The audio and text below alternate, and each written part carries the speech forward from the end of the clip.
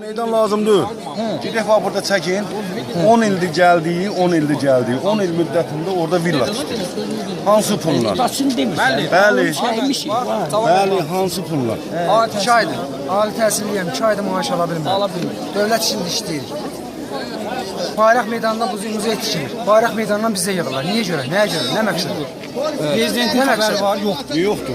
Bu Bakçı indiyənə qədər qalıb bir dənə gəlib burada qaçqınla üzləşməyib, tanımayıb. Nəyə gəlib indi? Xeyirdirmi? Debat danışır orada. Bilmə indi nəyə gəlib? Xeyirdirmi? Nəyə gəlib indi?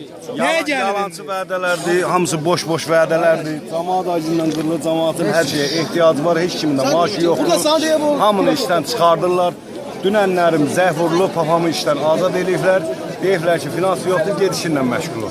Get, ac qal, susuz qal. 10 dənə külfəti, 10 dolar Allahın izzət çalan. 400 manatı, 500 manatı evə gələn gəlir var. 2 nəfərin pensiyası. Gündə mən elə bir ki, çıxıram 10 manata işləyirəm mən, 10 manata. 2 dənə uşağım var. Allah hamd olsun, evim yox, eşiyim yox. Hara baxır, hamısı milyardları basır yer, qara millət düzülüm çəkər. Polis sistemində polisləri də gətirirlər, bizlə üzbəüz qoyurlar. Başda oturanlar milyardlar Ukraynada villası var. Dünən axşam YouTube'da baxmışım. Villa alıblar. Qəbələnin bir kəndi var, oradan 2 ailəni çıxardıblar, orada prezidentə ev tikiblər. Hara baxırlar, bu millət nəyə yatıb mən bilmirəm.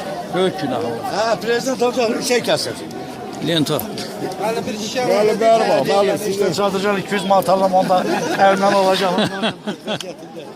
Hə, düz deyirsən. Bax, yaxşılıq elə şeyi bacarırlar. Yaxşılıq da ölə bilməyərlər.